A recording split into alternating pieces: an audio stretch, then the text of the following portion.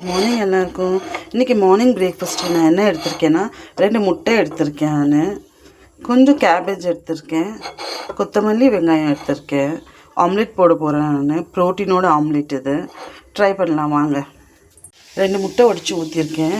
இது கூடவே கொஞ்சம் கேபேஜ் சேர்த்துக்கிறேன். நான் நீங்கள் கேப்சிகம் இல்லாட்டி கேரட்டை கூட மஷ்ரூமை கூட ஆட் பண்ணிக்கலாம். நல்லா கொஞ்சம் தின் ஸ்லைஸாக பண்ணிக்கிட்டு அதை நீங்கள் ஆம்லேட்டில் சேர்த்துக்கலாம். நீங்கள் அது கூடவே வெங்காயம் எடுத்திருக்கேன்.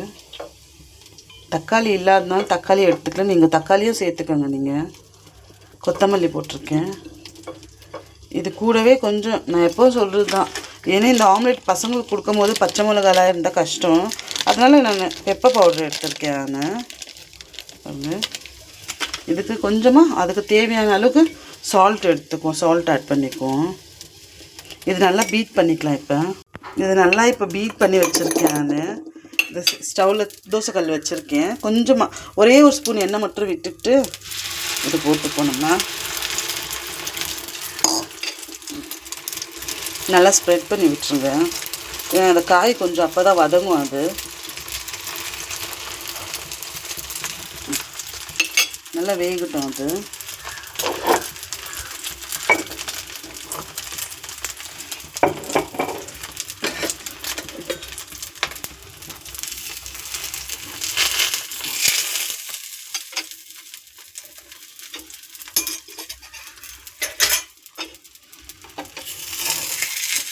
இது சிம்மில் வச்சு செய்யுங்க. இது ஏன்னா ஒன் சைடு அப்புறம் சீக்கிரமாகவே அது ப்ரௌன் ஆகிடும், கஷ்டமாயிடும், அப்புறம் தீஞ்ச மாதிரி வாசனை வரும்.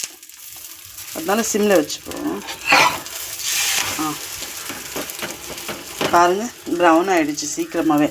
நீங்கள் சிம்மில் வச்சுருங்க. சிம்மில் வச்சு 2 பக்கமும் ஒரு 2 நிமிஷம் திருப்பி விடுங்க. ஏன்னா இதில் காய் போட்டிருக்கிறதுனால கேபேஜ் ஆட் பண்ணியிருக்கிறதுனால அது கொஞ்சம் வேகட்டும். அது ரொம்பவும் பச்சையாக இருந்தாலும் சாப்பிட முடியாது, ஓரளவுக்கு கொஞ்சமாக வதங்கட்டும். அது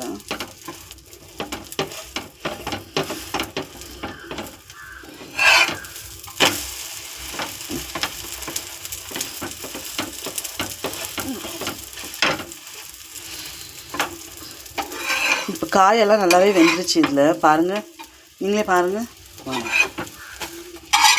எடுத்துப்போம். ஆயிடுச்சு. இப்போது வெஜிடபிள்ஸ் ஆம்லேட்டு. நீங்களும் இதே மாதிரி ஹெல்தி பிரேக்ஃபாஸ்ட்டோட நாளை ஸ்டார்ட் பண்ணுங்கள். பாய்.